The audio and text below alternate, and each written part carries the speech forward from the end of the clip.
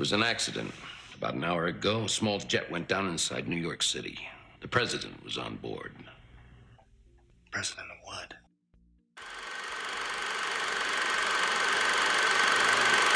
Hello to all the classic people that are returning. I'm glad you're back. I want to welcome any new visitors. Spoilers ahead. Today, on Classic Movie Review, we are taking on Escape from New York, 1981. It's taken a bit to get this one done. Every time I sit down to write, I end up watching this great movie and seeing myself as Snake. Anyway, this remarkable film only has a 7.2 rating on imdb.com. On RottenTomatoes.com, the film has an 86% on the tomato meter and 77% audience approval. What the hell? New York Times film critic Vincent Canby said in a July 10, 1981 review, quote, Mr. Russell, who played the title role in Mr. Carpenter's television film Elvis, is malevolently good as the fallen hero, a man who seems to have had a look into hell even before he lands in the remains of Manhattan.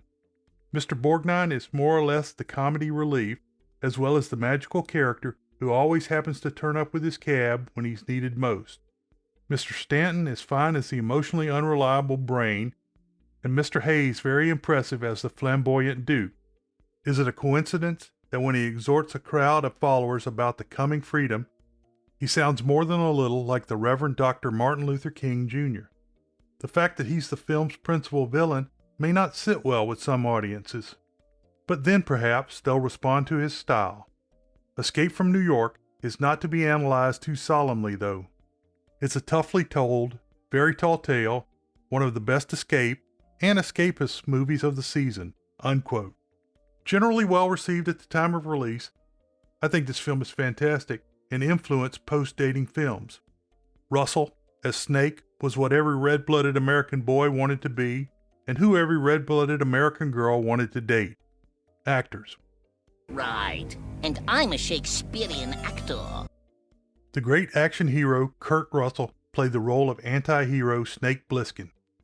Russell was first covered in Big Trouble in Little China 1986 as a kind of a Snake Plissken with a regular job. Hawk-faced Lee Van Cleave played the director of the federal prison, Houck. Van Cleave was first covered in the great western The Man Who Shot Liberty Valance 1962.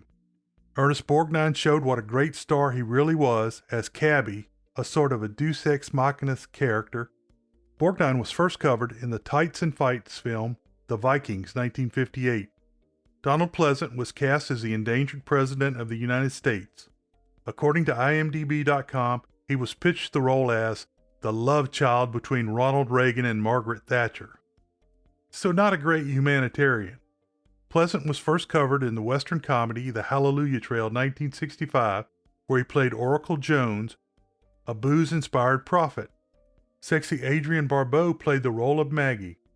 When the film was made, Barbeau was married to the film's director, John Carpenter. Barbeau was first covered in the over-the-top comedy Back to School 1986. Harry Dean Stanton played Brain, a character who knew how to make things work, a valuable skill in the prison. Stanton was first covered in Red Dawn 1984 as the dad. Avenge me, boys! Isaac Hayes played the Duke, A number 1, the head of the largest gang in the prison. Hayes was born in Tennessee in 1942. He was from a poor family and dropped out before finishing high school. He eventually got his diploma at the age of 21. Hayes was a self-taught musician and was part of the Memphis Sound, working with luminaries such as Otis Redding and Booker T. Jones. Hayes worked a day job and performed at night. In 1963, he joined Stax Records, writing songs and playing backup. His two best-known songs are Soul Man and the theme from Shaft.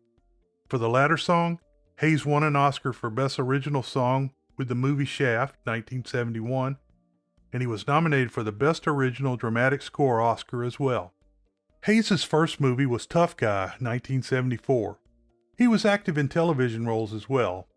Other movies include Escape from New York, 1981, I'm Gonna Get You Sucker, 1988, CB4 in 1993, very funny with Chris Rock, Robin Hood, Men in Tights, Escape from LA, 1996, maybe, and Reindeer Games 2000. He is probably best remembered by the younger set for playing Chef on South Park 1997 to 2005. Hayes was finally inducted into the Rock and Roll Hall of Fame in 2002 and into the Songwriters Hall of Fame in 2005. Hayes suffered a stroke in 2006 and died in 2008. Frank Doubleday played messenger and gang member Romero. Doubleday was born in Connecticut in 1945.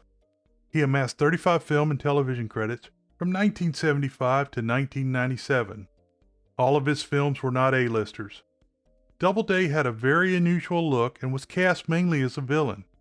His films include The First Nudie Musical 1976, Assault on Precinct 13 1976, Escape from New York 1981, Avenging Angel 1985, Space Race 1985, Nomads 1985, Broadcast News 1987, and Shakespeare's Plan 12 from Outer Space 1991. In addition to his film and television roles, Doubleday taught acting with his wife in Hollywood. He died in 2018. Jamie Lee Curtis was uncredited as the narrator and computer voice. Director John Carpenter inserted himself into the film as a Secret Service agent and a helicopter pilot. Story. Let me explain. No, there is too much. Let me sum up. The dark opening credits and the music ramp the intensity up right away. A crawl on the screen tells that in 1988, the U.S. crime rate rose by 400%. A narrator, Jamie Lee Curtis, continues that Manhattan Island in New York became the sole maximum security prison for the United States. The narrator continues that a 50-foot wall had been built on all land access and the bridges and waterways were mined. The guard force surrounds the prison, but they mostly stay out, and the prisoners control everything inside the walls. Once a prisoner is sent inside, they are never allowed to come back out. Just a quick note, when this movie came out in 1981, turning New York into a prison seemed like something that could really happen. The year is now 1997. The guards patrol the walls of the prison as helicopters overfly the waterways. 2 prisoners are attempting to cross the river on a makeshift raft. The helicopter warns them to turn back or they will be killed.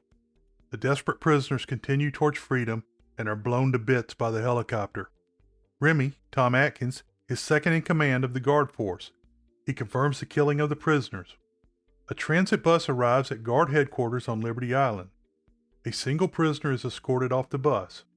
The prisoner is wearing a black t-shirt, a leather jacket, urban camo pants, knee-high boots, and he has a patch over his left eye.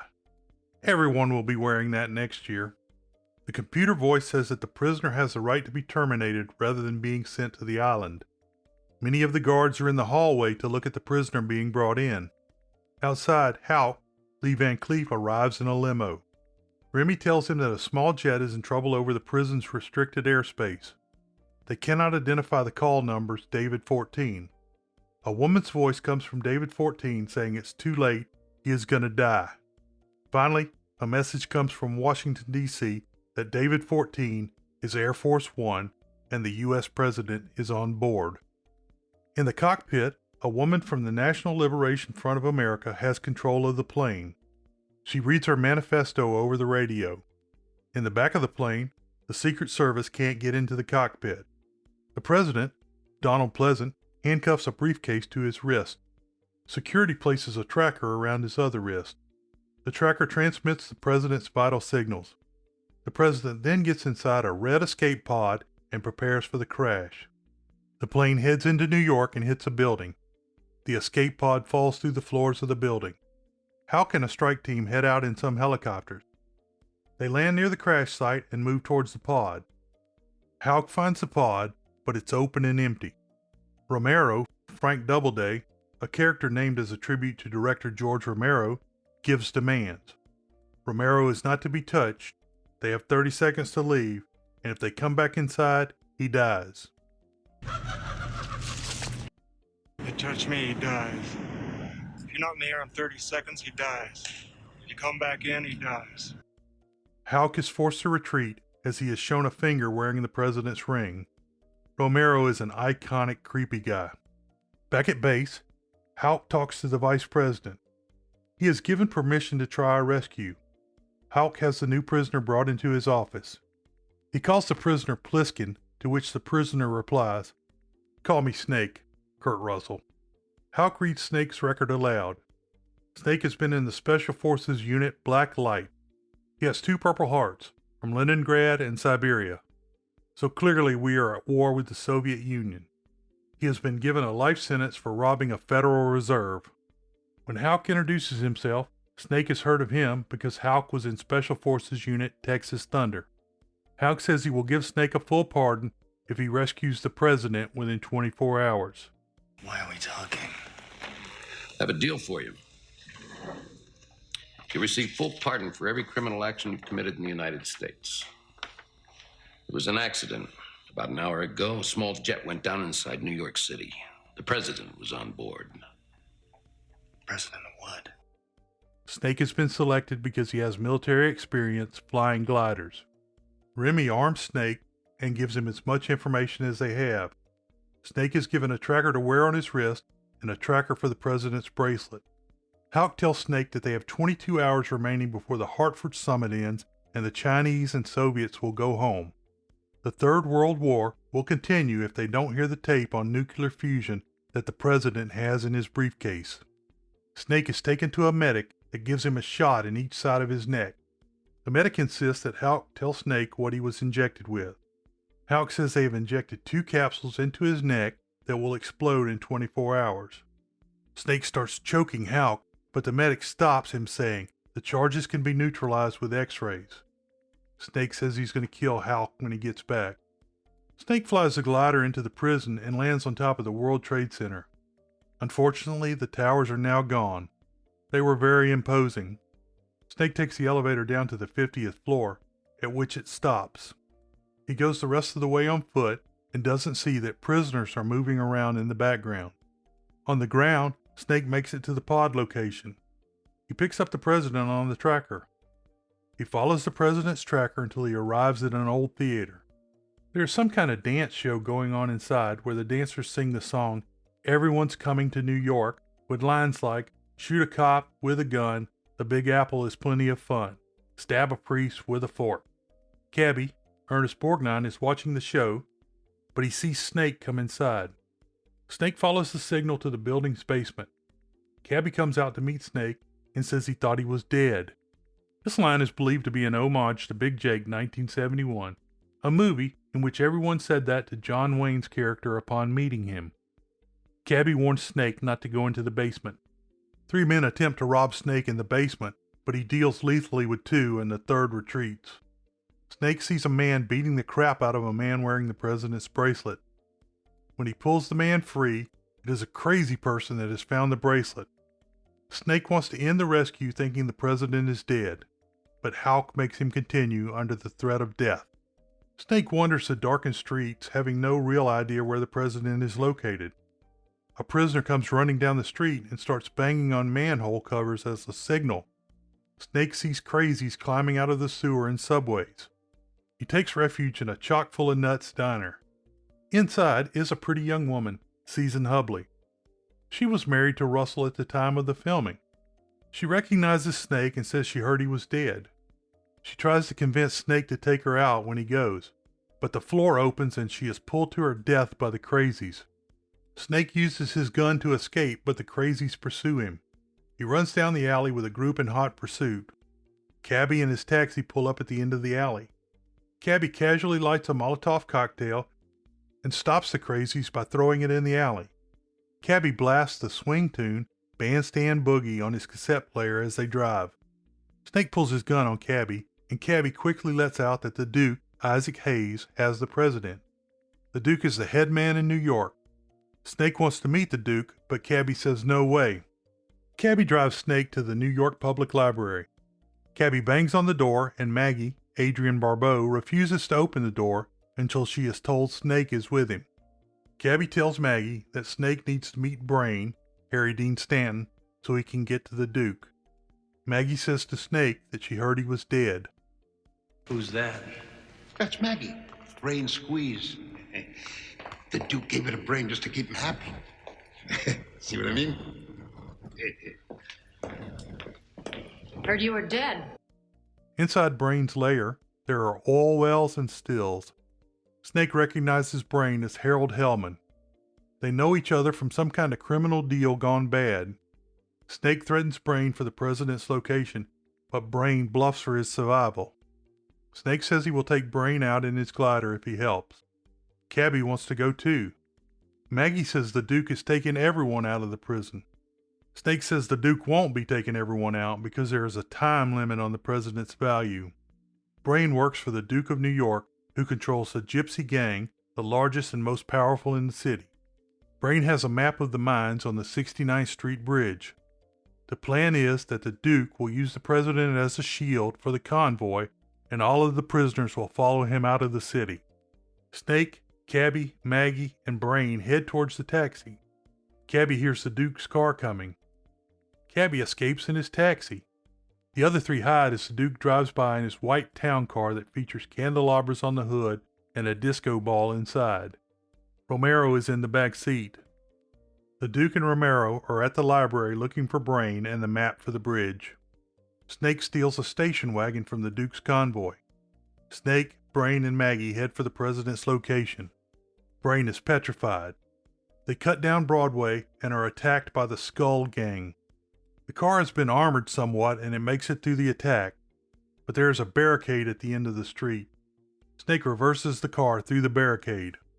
The Duke and his convoy roll down a parallel street, but Brain says there's still enough time to get to the president, who is stashed in a rail car at what was the Grand Central train station.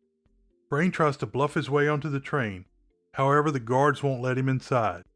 Snake goes over the top of the train and kills the two guards with the president. The president is a broken, sobbing man. Snake releases him and they head out. The Duke's men jump off the train and recapture the president and Snake. The Duke and Romero arrive, and Brain says he was forced to help Snake. The Duke confronts Snake as to his identity. Brain tells the Duke that they need Snake alive. The Duke knocks Snake out and then says he heard that Snake was dead. Snake Plissken. I've heard of you. I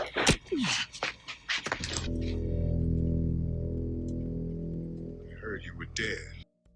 A helicopter from the police force checks the city, and there is no movement in the street. At sunrise, the Secretary of State, Charles Cyphers, wants to raid the prison. Houck refuses to carry out the order. About 12 hours remain. Snake wakes up in a sports arena where the Duke has the president chained to the wall while he shoots around him with Snake's gun. Brain tells the Duke about the time limit on the president. The president is made to say, "You are the Duke of New York, A number 1," over and over. Brain lobbies to have Snake kept alive. The Duke sends Brain to get the bridge map. At last, the president's briefcase is shot open. Romero takes the cassette tape from inside. 2 helicopters fly to investigate a large crowd of prisoners in the park. When the cops land, the prisoners run away. The cops find the president's briefcase. Brain figures out that Snake has a glider on the roof of the World Trade Center. Back at the prison headquarters, Houck opens the briefcase and finds the Duke's demands for their exit. He also finds some of Snake's equipment. Houck gets ready to make the assault on the prison. There are a little under 2 hours remaining. A limping Snake is taken to a boxing ring where he is matched with a muscular monster, Ox Baker. The Duke says only Snake's head will be with them, riding on the hood of the car when they go out. Both fighters are given baseball bats to use in the fight. While the fight is taking place, Brain and Maggie go to see the president. Romero is guarding him and wearing Cabby's hat that he traded for. Brain bluffs his way inside. The president is wearing a long blonde wig. Brain stabs Romero and Maggie guns down the other 3 guards. Snake is taking a beating so far in the fight. He sees a man ringside wearing his rescue tracker. Snake and the monster are rearmed with spiky bats and garbage can lids. Brain and Maggie take the president outside. In a surprise move, Snake kills the monster. He jumps on the man standing by the ring and activates the tracker. The crowd chants Snake's name as the Duke gets word that the president has been taken. The warriors all run after Brain, leaving Snake free to escape. Houck halts the attack. Snake makes it to the World Trade Center and Houck tracks him to the location. When Snake gets to the roof, Maggie and Brain are in a gun battle with the Indians. The gang cuts the glider loose and it falls to the ground. Snake, Brain, Maggie, and the President head back down the tower. Snake takes the map and the car keys from Brain. He is going to leave him and Maggie behind. The President says the tape is missing, and Brain claims to know where the tape is located. Brain's car won't start. When Snake opens the hood, a man with a crossbow is in the engine compartment.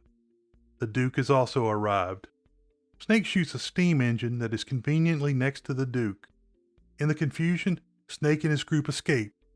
When they get outside of the building, Cabby arrives with his taxi. Snake takes over the driving and asks Brain where the tape is. Cabby says, "Oh, here it is." Where's the tape, Brain? Tape. Huh? What tape? Where is it? Tape from the briefcase. Oh, that tape. Here it is. You traded Romero your hat? No. Ah, see? He traded Romero for the tape. Snake plays some of the President's tape and then sticks it in his pocket. Snake and company speed through town with the Duke in hot pursuit. Brain is reading the map from the back seat as they cross the bridge. The Duke and his car are behind them on the bridge. Finally, the taxi hits a mine and blows in half. All of the passengers except Cabby survive. Brain is following his map as Snake goes another way. Brain hits a mine and is killed. Maggie refuses to leave him and gets a pistol from Snake. She begins firing at the Duke's car as it approaches. The Duke crashes into a parked car. Maggie is crushed by that car and dies. The Duke follows Snake and the President on foot. Houck gets word about the cars on the bridge. He sends a vehicle with a winch to the guard end of the bridge. Snake and the President make it to the wall. The guards send down the cable and pull the President up and over.